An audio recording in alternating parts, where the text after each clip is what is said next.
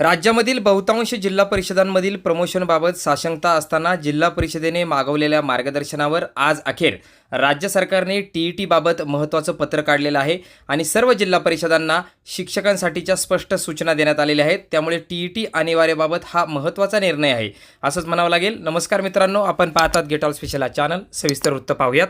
महाराष्ट्र शासन शालेय शिक्षण व क्रीडा विभाग यांचं दिनांक 19 जानेवारी 2026 हे पत्र प्रति शिक्षण संचालक प्राथमिक महाराष्ट्र राज्य पुणे। विषय आहे शिक्षक संवर्गातून पदोन्नती देताना शिक्षक पात्रता परीक्षा अनिवार्य असल्याबाबत संदर्भ देण्यात आलेला आहे। सिव्हिल अपील क्रमांक सर्वोच्च न्यायालयाने 1 सप्टेंबर रोजीचा जो निर्णय दिला त्याचं आणि शिक्षण संचालक प्राथमिक यांनी जे मार्गदर्शन मागवलेलं होतं त्या संदर्भातलं पत्र।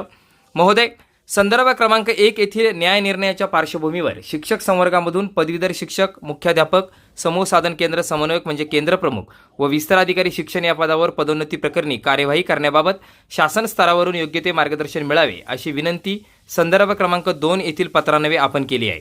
सदर न्याय निर्णयाच्या अनुषंगाने कारवाईच्या पुढील कार्यवाही संदर्भात राष्ट्रीय शिक्षक शिक्षण परिषदेकडे तसेच केंद्र शासनाच्या शालेय शिक्षण विभागाकडे विचारणा करण्यात आली आहे।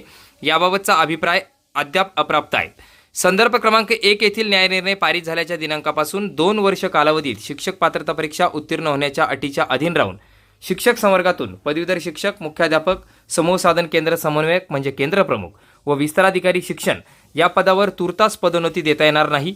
ज्या शिक्षकांनी शिक्षक पात्रता परीक्षा म्हणजेच टीईटी उत्तीर्ण या अर्हतेबरोबरच पदोन्नतीसाठीची आवश्यक अन्य अर्हता धारण केली आहे, केवळ असेच शिक्षक पदोन्नतीसाठी पात्र आहेत।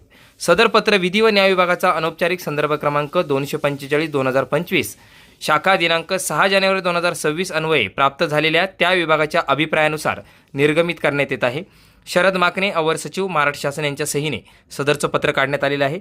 म्हणजेच जिल्हा परिषदांमधील जे काही पदवीधर प्रमोशन आहे, मुख्याध्यापक, केंद्र प्रमुख किंवा विस्ताराधिकारी प्रमोशन आहे, यामध्ये आता जे शिक्षक टीईटी उत्तीर्ण आहेत अशा शिक्षकांचा विचार करावा अशा बाबतच्या स्पष्ट सूचना आता ह्या राज्य शासनाकडून प्राप्त झालेल्या आहेत।